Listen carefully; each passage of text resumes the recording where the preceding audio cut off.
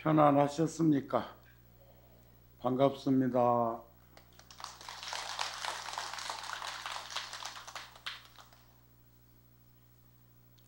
오늘은 서가열의 부처님께서 출가하신 지 6년 되던 해 부다가야 보리수 나무 아래에서 새벽녘 샛별을 보시고 크게 깨달음을 이루신 지금 인도 부다가야의 오늘의 아마 풍경은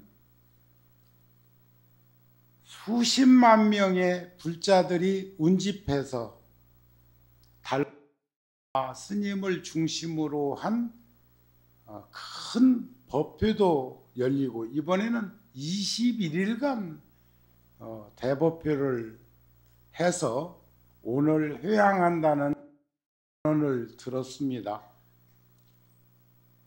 오늘 날씨가 매우 춥네요. 추워.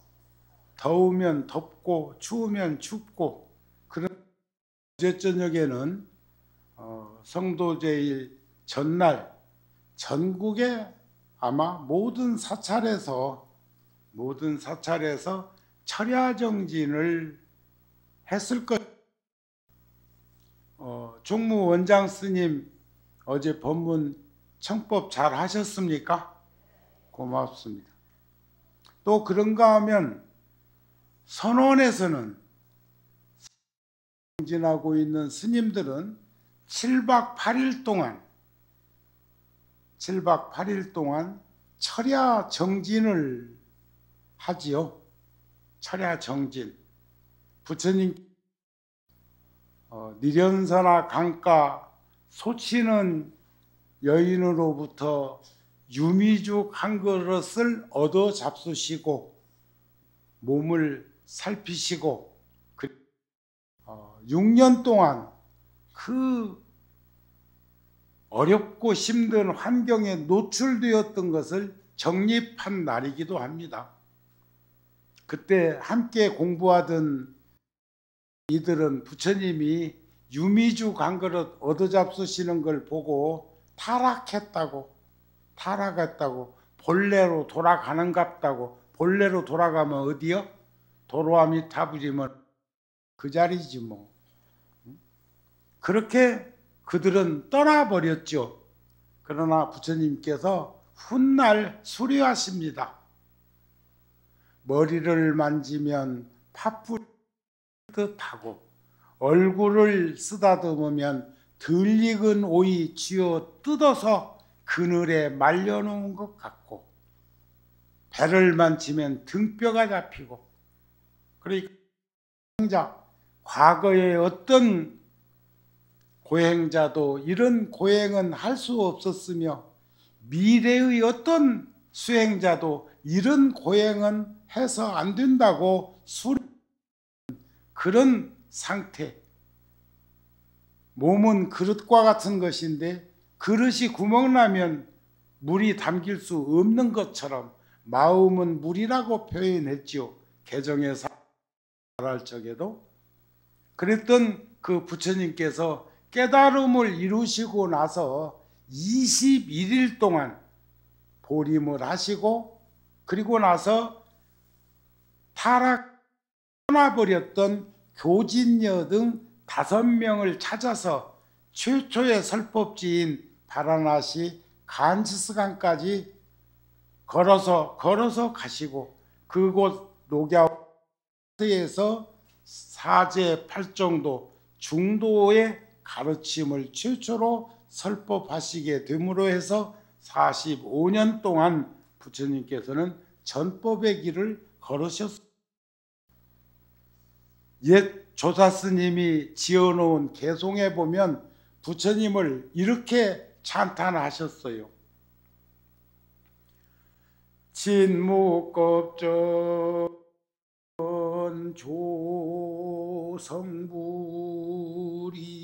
조성불이었건만 이도중생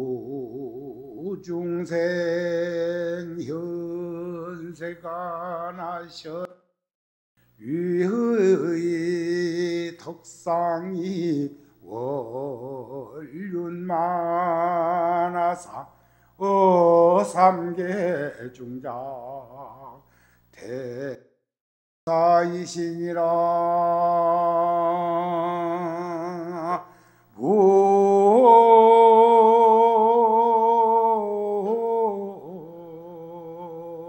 아미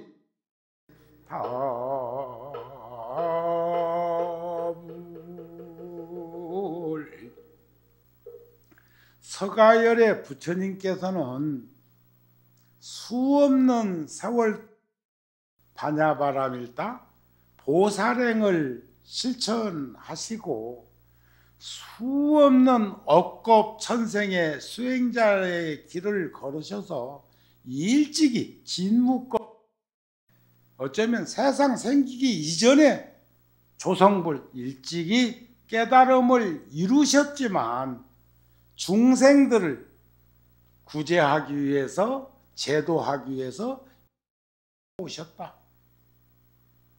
유의 32상 80종호 장부의 상을 구덕한 그 모습은 가득 찬 허공의 드사 모든 중생들을 제도하기 위해서 욕계, 색계, 무색계, 삼계 크게 길을 인도하는 스승이시자 스러운 어버이시다. 진묵겁전에 조성불이었건만 유도중생 현세가 나셨네. 유의 덕상이 원륜만하사 삼계 색계 무색계 삼계의 대도사. 여기서 도사라는 것은 신통조화를 부리는 도사가 아니라 길도자 밑에 마디존자를 붙이면 인도할 도자입니다. 큰 길을 인도하시는 스승이시다. 그런 말씀입니다. 그분이 누구시라고요? 우리가 기도할 때 서가열의 팔상도에 대해서도 늘 안 합니까? 우리 같이 한번 해볼까요? 서가열의 발상상도 도솔내위상 비남강생상 사무상 유성출가상 설산수도상 수하항마상 요건전법상 쌍림 안상이로다.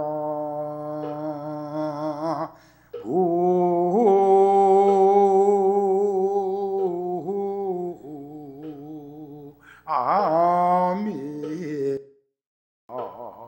아불 우리가 우리의 생활들을 이렇게 보면 어제가 있었으면 오늘이 있고 오늘이 있으면 내일이 있습니다. 그러나 내일이라는 시간은 언제나 내일이지 내일을 만날 수 있는 사람은 아무도 없어요. 우리는 현재형이요. 오늘 지금 이 자리 가장 소중한 시간이고 귀한 시간이라는 걸 볼 수 있어야 됩니다. 그러나 그것을 과거, 현재, 미래라 이렇게 3세로 이야기를 하기도 해. 부처님도 전생 수없는 전생이 있었는데 그 전생 가운데 바로 직전 사바세계인 2006 이 땅에 출현하시기 전에 계셨던 곳이 있어요. 거기가 어디? 도솔천 내원궁. 그러니까 욕계 6천, 색계 18천, 무색계 4개는 28천으로 이루어져 있는데 우리 시간이 도솔천 내원궁은요. 거기 하루가 인간 세상 100년, 50년인데도 있고 100년인데도 있고 200년인데도 있고 400년인데도 있고 800년인데도 있고 1600년인데도 있고 3200년, 6000, 12600년 맞은가? 12800년, 51200년. 거긴 계산이 잘 안 나오네. 이게 제곱으로 올려보면, 그러니까 지금 우리는 하루하루를 지금 이렇게 맞이하는 이 시간이 하루살이는 일생이래요. 하루살이 인생으로는 일생이에요, 일생. 그래도 저 동물학자가 관찰해 보니까 하루살이도 사흘은 살더라네. 알로 하루. 그 다음에 하루살이로 하루. 또 이제 물속에 꼬리 박고 하루. 그리고 거기서 가신다네. 그런데 우리는 그것을 하루살이라고 얘기를 하는 것은 알로 있을 때나 알을 낳는 시간은 그것은 아니고 준비의 시간이니까 안 치고 지지배배 놀고 있는 그런 놀이문화의 하루를 인생이라고 표현한 것일까 하는 생각도 한단 말이에요. 도원궁에 계시다가 호명보살로 사바세계에 있는 우리들이 탐짐치 삼독과 채색식명수 용락에 끄들려서 그냥 그렇게 들게 사니까 함께 더불어 살면서 부처님께서 진리의 실상인 생명을 드러내서 보이시고 그 깨달음의 세상으로 들어올 수 있도록 부처님이 이 땅에 오셨다. 그게 이제 눈빈이 동상에서 탄생하신 거죠. 출현하신 거죠. 태어나시자마자 사방으로 7걸음을 걸으면서 하나의 유아독존이라 하늘 아래 우리 모두 각자는 존귀하고 장하도다. 이런 말씀을 했다는 거 아니요. 지금 여러분들 이 추운데 깨달음의 실상을 보았기 때문에 우리도 어줍잖은 인생을 살지 않으려고 지금 이 추운 날에도 나벌 8일날 성도 제일날 약사. 나는 오늘 노전 스님 아까 축원하는 보고 축원하시는 거 보고 소설하쳐서 놀래서 자빠질 뻔하았다. 자상하시대요. 그렇게 인연을 맺은 조계사 불자들이 그리 많고 많은 줄을 깜짝 놀랐어. 제가요 얼마 전에 조계종 총무원장 스님도 하셨고 또 동국대학교 재단 이사장 스님도 오랫동안 하셨던 직지사 조실 노건 큰 스님께서 그리고 제가 직지사에 가서 며칠 있었습니다. 근데 거기에서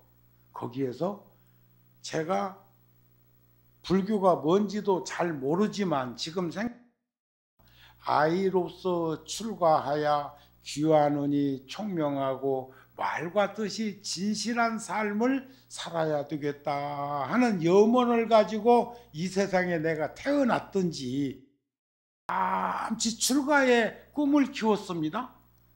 제가요 초등학교 4학년 때 소풍 가가지고 그 절에 사셨던 스님 이야기를 어느 부터 들으면서 나도 스님이 돼야 되겠다. 근데 그때 스님은 지금 이 스님이 아니고 도사 스님, 도사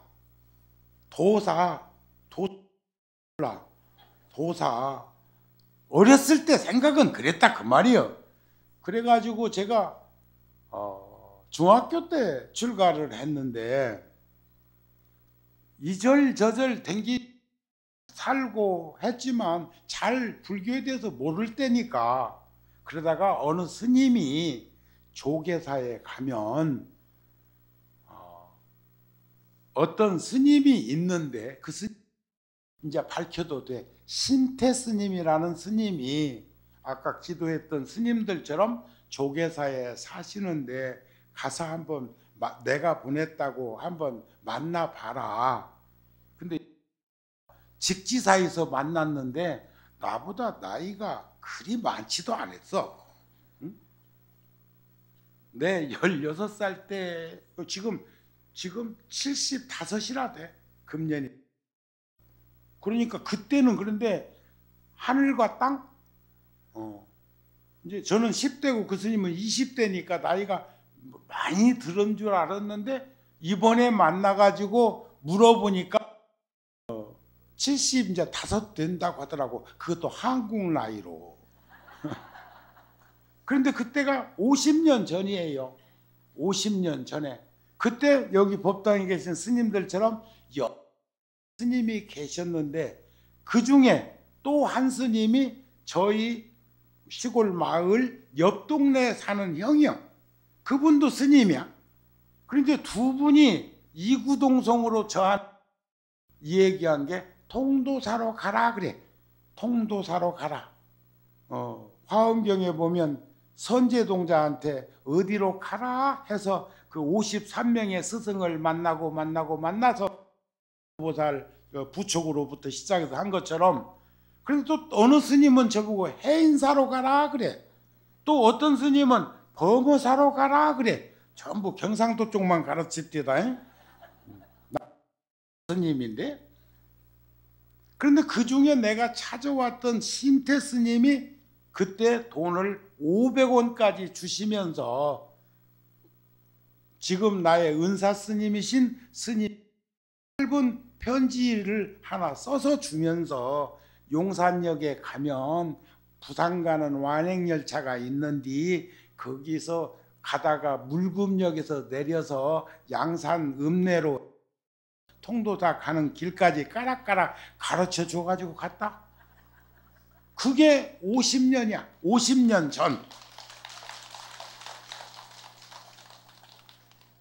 그런데 스님을 제가 84년도에 우연히 조계사 뜰에서 한번 잠깐 만난 적은 있었는데 그때 내 나이는 30대 초. 그때 현재동자가 스승 찾아 댕기듯이 한창 바삐 살 때라 그렇게 그 스님에 대한 감사함이나 절실함을 느끼기보다는 다만 그 스님께 고맙다는 생각과 그 스님을 한번 보고 싶다 이날까지 가지고 있었어. 그리고 33년 후에 이번에 직지사에서 만나 뵈었는데 노건 스님 영정 앞에서 문상 오셨다가 만나게 됐는데 그게 하염없이 눈물이 났다. 내가 전 그렇게 아직도 눈물이 남아있는 줄 몰랐네. 반갑고 고맙고 기쁘고 그래서 꼭 붙들고 스님 뵙고 싶었습니다 하는데 저절로 막 하염없이 눈물이 나. 그 스님이 통도사로 안 보냈더라면 제가 지금의 정우보다 더 잘 되었을진, 지금의 정우라는 존재는 있었을까 하는 생각이 드니까 그 스님이 너무 고맙고 감사했습니다. 그 스님 건강하시고 남은 인생 잘 사시라고 우리 박수 한번 보낼까요? 그런데 그러기 얼마 전에 제가 종단으로부터 포교 대상 종정상이라는 상을 받았는데 그때도 제가 소감을 얘기하라고 하는데 갑자기 대중들 앞에 소감을 얘기하라고 대상을 받고 소감을 얘기하라고 하는데 나는 그때 쓰나미가 몰려오는 줄 알았어. 수없는 생각이 밀려오는데 말을 할 수가 없을 것 같아서 그냥 합장하고 인사하고 하단했어. 내려왔어. 나 세상에 살다가 그런 일도 봐. 그 잔존하는 기운이 그때 남아 있었던 것 같아. 그때 그 스님도 생각했거든요. 그 스님도 수 없는 인연, 10대에 출가해가지고 50여 성상 속에서 얼마나 많은 분들하고 인연을 맺었겠어요. 부처님도 오늘 정각을 이루셨지만 그 전에 수 없는 그 얼마나 많은 이들의 은혜와 신세와 고마움을 가졌겠어요. 그런 거죠. 그래서 인생을 이렇게 들여다보면 이렇게 8폭으로 나누어 도를 이야기할 때도 아까 함께 우리가 연구를 했던 내용처럼 그렇게 진행되는 거라고 생각이 되어진다. 그런 말씀이요. 그런데 또 더 이렇게 들여다보니까 제 가슴 속에서 살아있는 생각 하나가 있습니다. 어른들의 자상한 가르침을 자양분 삼아서 어른 스님들이 그늘이 되어 주셔갖고 지금까지 성장할 수 있었던 그런 소중한 인연들 가운데 그 스님도 거기에 포함되어 있다 하는 그런 얘기라고 생각합니다. 그런가 하면 여러분들이 이 추운 날 여러분들이 계셨기 때문에 또 조계다 주지스님께서 오늘 이런 인연을 맺게 해주셨기 때문에 우리가 지금 이렇게 함께 자리를 할 수 있는 거 아닌가요? 여러분들도 그런 인연, 그런 소중한 은혜를 입은 분들이 주변에 알게 모르게 많이 계십니다. 또 살피고 챙기고 그렇게 잘 해드릴 수 있도록 그렇게 했으면 좋겠어요. 뭐 전화라도 한 번씩 해서 문안도 사리고 안부도 묻고 나누면서 살았으면 좋겠습니다. 그러시죠? 저도 이제 나이가 꽤 되긴 된 모양이라 그런 작은 일에도 감격스럽고 고맙고 감사한 마음이 샘물 솟듯이 솟고 있는 것을 보면은 부처님도 그러한 인연 속에서 성숙한 삶을 통해서 그런 이루었고 우리도 부처님같이 항상 그러한 삶을 살 수 있도록 노력하면서 살아갈 수 있기를 바란다 그런 말씀입니다. 자, 그러면 이제 맞아 해야지요. 그러니까 부처님께서 도솔천 내원궁에 계시다가 눈빈이 동산에서 태어나셔서 사방칠보하시면서 근데 우리는 우리의 사방으로 생각하니까 어떻게 아기가 태어나자마자 사방으로 걸었대? 이러거든요. 동물의 세계 보니까 들짐승들 힘없는 초식동물들은 말자 일어나서 걷지 않으면 젖꼭지도 안 물리더라. 그런데 육식동물들은 어미만 그 새끼가 눈을 뜰 때까지 또 그 다음에 할 때까지 보살피지 그렇지 않고 그냥 그 새끼는 이렇게 걸어다니지 않더라도 큰 문제가 없다는 것은 보호 본능과 자연과 생태계에 있는 것이 그렇게 조화를 이루는 것이다 하는 생각도 들던데요. 그러시죠? 자, 그 다음에 이제 부처님이 태자로 태어나서 왕이 계승권자였지만은 어머니가 떠나는 머리에 어린 나이에서부터 정우 스님도 어린 나이에 출가하겠다는 마음을 가진 것처럼 부처님도 늘 약강식하는 그런 농경사회에서 벌어지는 일들이라든지 우리도 보면은 국보 1호가 남대문이듯이 동대문도 있고 남대문도 있고 서대문도 있고 또 저 옛날에 사대문 안에 사는 이들은 다른 문으로는 초상 났을 때 못하고 문 일명 시구문이라고 하는 저 왕십리 신당동 쪽으로 그것도 또 문 하나 있잖니. 그런 식으로 사대문이 있고 성곽이 이루어져 있는 그 갑이라국에서 거기서 병사를 목격하게 되고 왜 사람은 태어나면 늙고 병들고 죽어야 하고 근심, 걱정, 고통, 괴로움이 수반되는 인생을 살 수밖에 하는 그것을 해결하기 위해서 출가하신 거 아니에요. 그러시죠? 그래서 처음에는 히말라야 산 쪽으로 갔지만 설산수도라고 그래서 늘 설산에만 계신 게 아니고 실질적으로 마지막 고행자들이 머무르는 곳에 계실 때는 더 히말라야 설산보다도 어렵고 힘든 환경에 노출되어 있는 그 다음에 이제 부다가에 와서 그렇게 이제 깨달음을 이루신 다음에 사르나트 녹야원에 가서 법을 설하신 이후 45년 동안 수없는 일이 생겼는데 여기서 우리가 하나 눈여겨 목격해야 될 사안이 있어요. 부처님이 고향에는 10년 만에 갔다. 10년 만에 금이 환향했어. 응? 10년 만에. 우리들 같으면 세속적 사고 같으면 깨닫자 말자 총알같이 고향으로 달려가 갖고 했을 건데 부처님은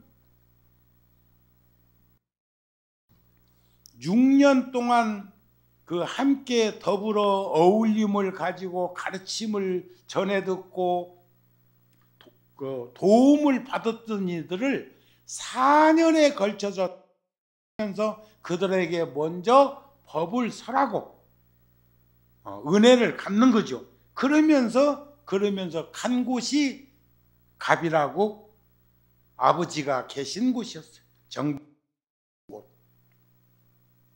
그러니까 우리가 배울 점이 한두 가지가 아니라니까. 부처님한테 고향을 바로 안 찾아갔다고. 바로.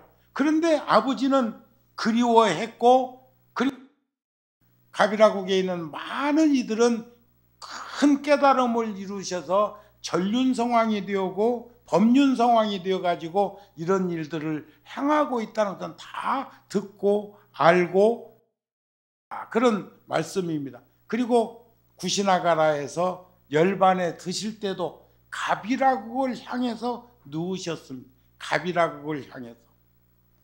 인도 성지순례 하신 분들은 알아. 구시나가라 사라상수 나무 밑에서 부처님이 열반에 드실 때 갑이라국을 향해서 누우셨습니다. 갑이라국이라는 나라는 부처님 생전에 그 코살라국에 합병돼 버렸어요. 왜냐하면 부처님의 법문을 들은 이들이 나라를 이끌어가야 할 지도자들이 전부 식견이 열린 이들이 다 부처님 출가해버렸어. 나라가 텅 비어버렸어. 근데 공자님은 또 이렇게 얘기해요. 공자님은 고향 제자들한테 고향에는 가지 마라. 교대하라, 교환하라고. 교환하면 옛날 어렸을 때 성장하던 그런 모습 보고 떠올리고는 쉽게 대할까 싶어가지고 공자님은 제자들한테 고향 가는 것을 지향하라고 그랬어. 근데 부처님은 자, 길을 떠나자. 처음도 좋고 중간도 좋고 끝도 좋으니 조리 있는 말로 알아들을 수 있도록 설하자. 갔던 길로 돌고 두 사람이 함께 길을 떠나지도 말자. 모든 이의 이익과 안락과 행복을 위해서 길을 떠나자. 나도 우르베 병장촌에 가서 고행자들이 있는 병장촌에 가서 법을 설하리라. 이게 부처님의 전법 선언이에요. 전도 선언이에요. 지금 우리 불자들도 다 길을 떠나서 지금 요거 달린 저쪽 동네에서는 요거 달고 있는 저쪽 동네에서는 저 인사동 입구에서 저러다가 24시간 하는 거 아닌가 몰라. 대단해. 서울역에 가봐도 그래. 곳곳마다 그래. 춥지도 않나. 그것다 대고 또 이슬람교나 기독교 십자군이나 이슬람 시아판이 무슨 판이 순위판이 하는 이 모시는 분은 같은 부인데 그렇게 다투고 싸우고 그랬었대. 그걸 순교라고 한다냐. 자, 여러분들은 부처님 제자 된 것을 기뻐하시. 부처님이 가르치고 주창하신 인간학을 바탕으로 해서 돌이켜보면은 유일하게 종교 전쟁을 일으키지 않은 나라 백성 불교인들. 한 번도 불교는 전쟁을 일으킨 적이 없습니다. 그러면 호국 불교는 뭐래요? 종교는 자유, 네 나라 내 나라 걸림없이 다니지만 종교인에게는 국가와 민족이 있어야 되는 걸 가르치신 것이 부처님께서 코살라국에 합병할 때 뚜약 서 계신 모습으로도 우리는 알 수 있는 것 아닐까. 그런데 부처님이 구시나가라에서 열반하는 모습도 대단히 인간적입니다. 부처님이 출가 않고 그냥 왕이 되었으면 인도를 최초로 통일할 수 있는 그런 성군이 되었을. 세상에 부처님 같으신 분이 가비라국에 또 나올까 봐서 인접국과 코살라국 왕이 그냥 가비라국을 점령해버렸. 그때 무수나무와 보리수나무에서 이파리가 눈송이 떨어지듯이 떨어졌다. 저는 부다가야 보리수 나무 잎이 부처님이 드신 그 열반제일 때, 음력 2월 보름 열반제일 때 한 해 제가 거기 가서 일주일 정도 머문 적이 있었는데, 그때 보리수잎이 수잎을 그대로 매달고 있는 상태에서 떨어지고 잎이 나고 떨어지고 잎이 나고, 여기도 전 주지스님이 스리랑카에서 모셔온 그 대통령이 기증한 보리 식물원의 온실에 지금 겨울에 있고, 또 이제 내년 봄이 금년 봄이면 또 이제 아마 못이 안 오겠습니까? 그 이파리 피는 걸 보면요, 보리수잎은 참 다른 식물하고 또 다른, 이파리가 먼저 나오면 다음 이파리가 나올 때까지 그 이파리를 딱 이렇게 보호하고 있다가 이파리가 이파리로 이렇게 변하면 자기 모습으로 돌아가. 그 앞에 또 새순이 나면 딱 보호하고 있다가 새순이 자기 모습을 갖추면 또 연꽃 벌어지듯이 벌어진다. 또 우리나라에 있는 보리수 모심 피워지는 보리수 꽃 향기는 천리향은 명함도 못 내놔. 그 다음에 보리수 꽃이 피면 우리나라 잎이 그 꽃을 보호하고 있어. 그 다음에 열매를 맺으면 그때 이파리가 자기 모습으로 돌아가. 그런 식물이 있는 거 봤소? 보리수는 보리다. 좋아. 관심 갖고 관찰해 보면 무슨 뜻인가를 여러분들이 알게 되지 않을까 싶네요. 아셨지요? 그래서 보살이, 여러분들이 보살이요, 보살이 반스러운 바람이를 수행하는 것은 깨닫기 위해서, 성불하기 위해서 어제 저녁에 철야정진을 하고 이 추운 날 여기 앉아 계신 것도 부처님의 그 깨달음의 수와 우리가 탁 잡으대요. 어제 뉴스에 보니까 아이들이 가지고 노는 고무 풍선에 발암 물질이 있다고 나오기. 응? 그런데 그 풍선을 우리 어렸을 적에 풍선 한 번도 안 불어보신 분, 풍선 한 번도 안 갖고 놀아보신 분, 갖고 놀았는데 나는 가난해서 안 갖고 놀았어. 그 살 돈 없었어.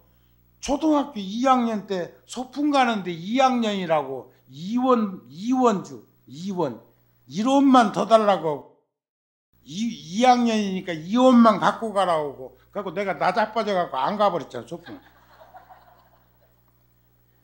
우리도 한가락 했어. 그런데 모친이 아직 생존해 계신데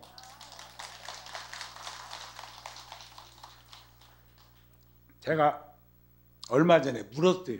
내가 초등학교 2학년 때 이론 모르는데 끝까지 안 준 이유가 뭐냐고. 응? 뭐라고 하신 줄 알아요? 2학년은 이원이면 되겠다 싶어서 우리 보살님도 참 지혜스러운 그런. 그런데 그 고무풍선을 가지고 놀아본 사람들은 알 거예요. 풍선이 아니라 인생에서 가지고 있는 나의 주관적이고 객관적이고 수없는 잡다한 생각들을 고무풍선 안에다 싹 불어서 담아놓고 살듯이 둥 떠다니면서 살고 있다? 그렇죠? 그래. 그러면서 그러니까 고무풍선 안에 있는 나와 고무풍선 밖에 있는 객관적인 다른 전혀 무관한 것처럼 생각한단 말이에요. 그런데 수행을 통해서 깨달음을 이루게 되면 그 고무풍선이 탁 하고 터짐과 같아. 그러면 안 공기여 보고 하나여 둘이여. 풍선 안에 있는 바람하고 풍선 밖에 있는 바람하고 하나여 둘이여. 하나여 하나. 하나라는 말 불생불멸 불구부중 부중불감이요. 생멸이 없고 증감이 없고 대소가 없고 장단이 없고 미추가 없고 대소 이런 것이 아무것도 전후좌우가 끊어진 자리요. 반야심경이 그런 거 아니요? 자, 부처님은 일체 중생에게 불종자를 끊어지지 않게 하기 위해서 설법을 하셨고 조계사는 그래서 방편을 철야정진이니 성도제일이니 초하루니 일요 가족법이니 수없는 법표를 하고 여러분들의 근기에 맞춰주느라고 오늘 노전스님과 기도할 적에 부전스님은 소리나지 않는 그 음성으로 축원을 하시고 노전스님은 대표로 비례대표들이 그 소리를 들어야 안심할 것 같으니까 목이 그냥 그렇게 하는 거 아니야? 불종자가 끊어지지 않게 하기 위해서 우리는 설법을 하게 하는 것이고, 그렇죠? 이런 시간을 통해서 우리들은 충분히 인식하고 살면은 좋겠다 하는 마음이 됩니다. 그래서 오늘 시간을 통해서 그 무엇에도 치우치지 아니하는 진정한 참 길을 우리 같이 걷고 탁마할 수 있도록 했으면 합니다. 오늘 추우니까 여기까지만 하죠.